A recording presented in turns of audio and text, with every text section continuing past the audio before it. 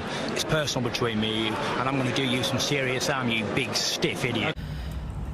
The untouchable True School Sports Empire proudly presents something the boxing game's been missing. Hey, what's going on? Shakur BT, and I came here to talk some boxing with the thousands of True School Sports subscribers. All right, so I've been wanting to talk about this for a couple days now, and now I'm talking about it. I can't believe it's gotten to this point. I genuinely can't believe it's gotten to this point. But you know, Shakur Stevenson, he was talking all this like, oh, sign the contract, BS. He went to the club that one time, and he sent Devin Haney that big ass sign that said sign the contract, right? So then Devin, like a boss, sent Shakur a legitimate contract as he's the champion, as he is the undisputed champion with all the belts. He sent him a contract to take 25% of the purse, and now Shakur Stevenson wants to hide behind business, and he turned it down. Now, normally, I would say, well, that was a bad offer from Devin Haney, but the reality is this, and mind you, this is coming from somebody who I created the Shakur Stevenson bandwagon. Like, I've been a Shakur Stevenson fan since before he was even in the Olympics. I interviewed Shakur Stevenson before he was even in the Olympics. So keep in mind who this is coming from. It's coming from me, that guy. Shakur Stevenson avoided Devin Haney. Devin is not asking Shakur to do anything he did not already do.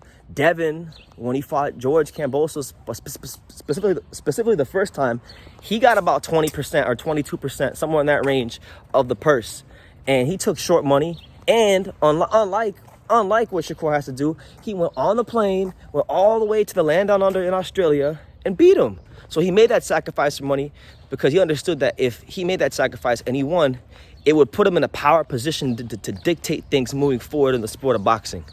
And he's in that position now, and he's dictating, and he's doing the same thing that was done to him, right? And Shakur don't even gotta go on a plane to Australia. He'll be right here in the USA if they fight.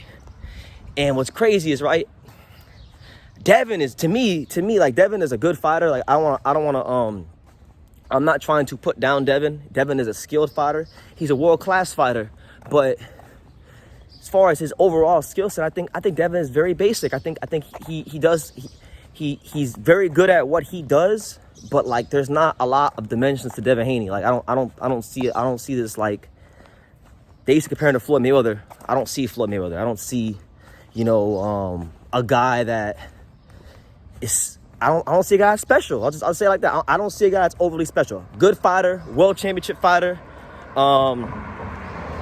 very disciplined. A lot of good positive attributes about Devin Haney, but I don't see a guy that's like special.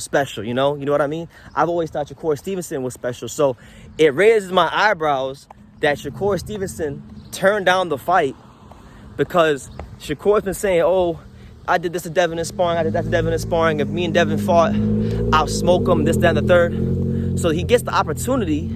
Yeah, it's not for the money he'd want, but if Devin really is as basic as I think, right, and as probably you would think, why don't you just fight him and beat him? Because then you beat him, you're the man at 135, and you got all the belts. But no, Shakur Stevenson wants to, try to play these the game of the business of boxing. So, it is what it is. Now look at him. Now look at Shakur.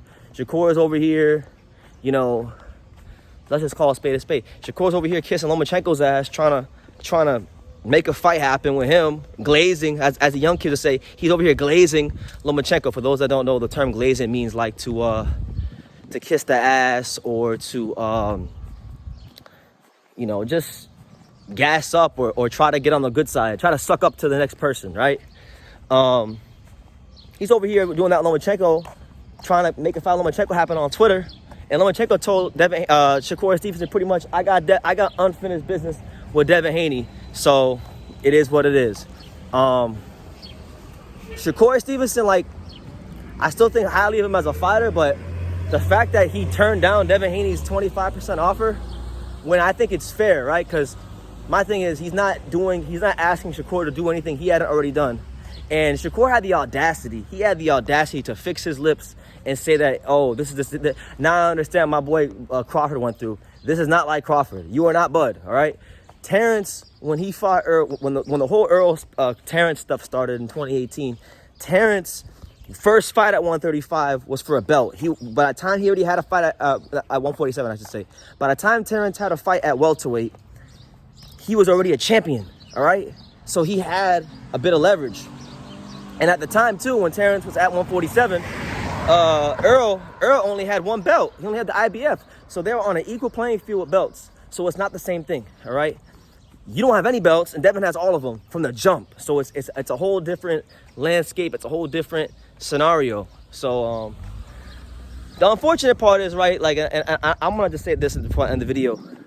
A lot of our young athletes today, not just in boxing, but just in sports in general, I just feel like a lot of these athletes, they're great talents. Obviously, they deserve credit. They deserve respect for the commitment they show to their sports. But especially the boxers today, a lot of these fighters, the young ones from the social media generation, they have sometimes they look to be victims. They look to have this victim mentality, and it's like, look, Shakur, you're not a victim, man. You're being offered something that was offered to Devin when Devin had to win these belts to get in that position. So if you really to the core of your bones believed you could beat Devin Haney, and you agreed with me, and you thought Devin was basic and you could beat him, then you would go ahead and take the offer. But you're not doing that. And then you have the audacity to contradict yourself and say, oh, well, boxing is just full of soft people hiding behind business, right? But that's exactly what you're doing. You're hiding behind business. So it's not cool. I don't feel good making this video about Shakur Stevenson because I like him. He's actually one of my favorite fighters in boxing. But I can't sit here and be a fanboy. See, that's the difference between me and a lot of your guys' favorite channels. All right, a lot of you guys, a lot of these other content creators, they'll suck up and they'll glaze certain fighters.